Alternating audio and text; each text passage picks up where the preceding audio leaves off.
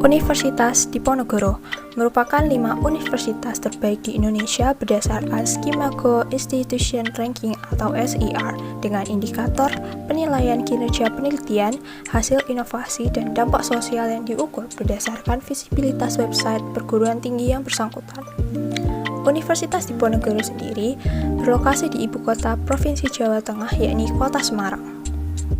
Pada tahun ini, Universitas Diponegoro kembali melakukan kuliah kerja nyata periode kedua yang bertemakan pemberdayaan masyarakat berbasis SDGs, anti narkoba, dan kesadaran tentang stunting.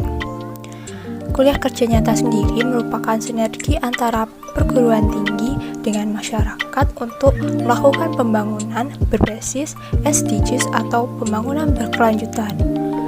Secara umum, penentuan lokasi bisa ditentukan oleh LPPM. Namun sekarang, semenjak pandemi COVID-19, mahasiswa bisa menentukan lokasi KKN berdasarkan domisili masing-masing.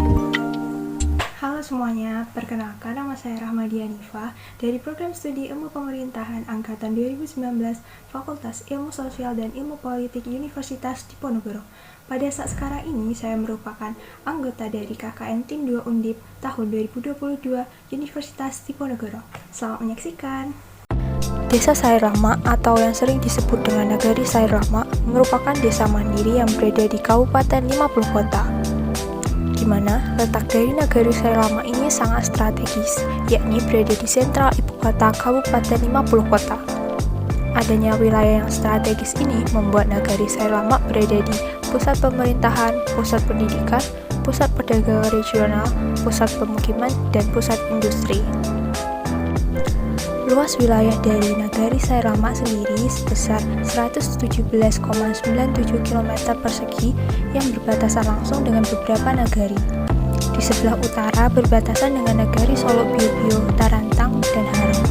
Untuk di sebelah selatan berbatasan dengan Nagari Batugalang dan Kototuo, Kecamatan Harem. Kemudian untuk di sebelah barat berbatasan langsung dengan Nagari Gurun dan Nagari Kototuo, Kecamatan Harem.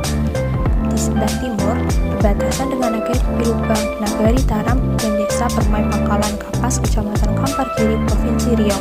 Nagari Sairlama sendiri mempunyai jumlah penduduk sebanyak 14.200 jiwa dengan 4.183 KK. Nagari Sairlama sendiri memiliki berbagai potensi yang melimpah, baik dari segi sumber daya alamnya, yakni di sektor pertanian, perkebunan, peternakan, pariwisata, yang berada di Jorong Air Putih dan Bokaso. Kemudian juga dari segi UMKM, Nagari Sairlama ini juga sangat kaya. Tetapi adanya potensi ini juga belum bisa dikelola dengan baik oleh masyarakatnya karena keterbatasan sumber daya manusia dan berbagai hambatan baik dari internal maupun eksternal. Di Desa Sairlama sendiri, permasalahan yang sering dihadapi yakni adanya pembangunan belum merata dari segi infrastruktur. Kemudian permasalahan kesehatan seperti anak stunting yang dimana berdasarkan data laporan konvergensi pencegahan stunting tingkat desa terhadap sasaran rumah tangga 1000 HPK pada tahun 2022, anak yang berisiko stunting ada 108 anak dan yang terindikasi stunting sebesar 83 anak dari 624 total balita di Nagari Sairlama. Kemudian terjadinya kenakalan remaja ini banyak mempengaruhi anak usia sekolah, di mana rata-rata mereka menghisap lem, merokok sebelum waktunya, dan mengkonsumsi berlebihan obat batuk komik.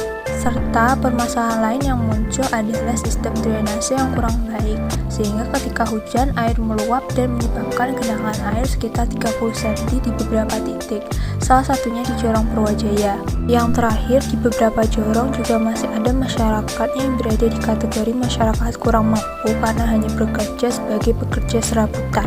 Program kerja KKN yang saya laksanakan yakni mengenai program edukasi kesetaraan gender dalam keterlibatan perempuan di desa dan meningkatkan ketahanan keluarga, yang dimana ini berdasarkan poin SDGs kelima mengenai kesetaraan gender dan perempuan. Program edukasi kesetaraan gender ini dimulai dengan mencari data tentang keterlibatan perempuan desa di dalam setiap aspek kegiatan, kemudian mahasiswa melanjutkan identifikasi sasaran dari sosialisasi ini agar mampu menciptakan perempuan yang sadar terhadap kesetaraan gender sehingga nantinya bisa menjadi kader kesetaraan gender. Selanjutnya menentukan tanggal pelaksanaan sosialisasi yakni pada tanggal 27 Juli 2022. Pada hari yang telah ditentukan, sosialisasi mengenai program kesetaraan gender terlaksana dengan baik dan ibu-ibu sangat antusias mengenai materi dan leaflet yang telah dibagikan pada acara tersebut. Kemudian ada program edukasi anti-stunting dalam peningkatan indeks pembangunan manusia. Program ini dilaksanakan pada 10 Agustus 2022 yang diikuti oleh 15 orang peserta. Program edukasi anti-stunting ini dimulai dengan mencari data anak stunting di Nagari Selama melalui Sekretaris Nagari. Kemudian mahasiswa melakukan identifikasi siapa saja sasaran dan kemudian melakukan koordinasi dengan bidan desa untuk menentukan tanggal pelaksanaan kegiatan sosialisasi. Sosialisasi program edukasi anti-stunting ini terlaksana dengan baik didampingi dengan bidan desa dalam kegiatan posyandu dengan sasarannya ibu-ibu posyandu.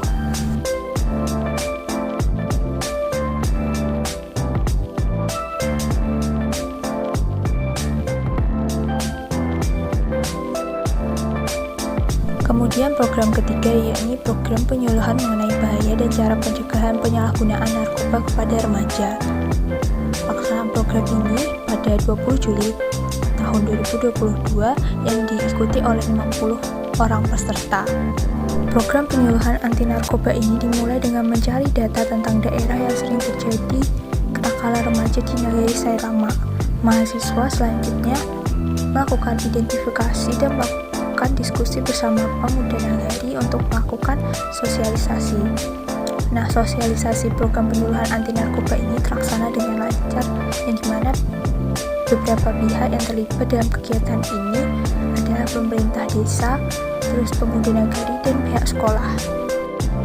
Evaluasi keberhasilan program dilihat dari antusias adik-adik dalam memperhatikan materi yang disampaikan dan pemahaman mengenai narkoba. Output yang dihasilkan sendiri berupa poster yang ditempel di mading sekolah.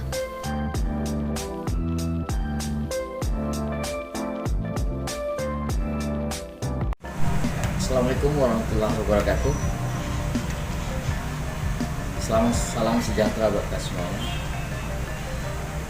Berkaitan dengan kuliah kerja nyata dari seorang mahasiswi dari Universitas Diponegoro, yaitu Saudari Rahmadiah Putri. Terima kasih atas adanya pemilihan KKN di negara kita di Seri Lama pada Rahmadiah. KKN ini yang dilakukan oleh mahasiswa Universitas Diponegoro ini berbasis pembangunan manusia berdasarkan SDGs atau Sustainable Development Goals yang berada di desa. Tentunya program ini mencoba tahapan penyelesaian masalah di Nagari Sailama.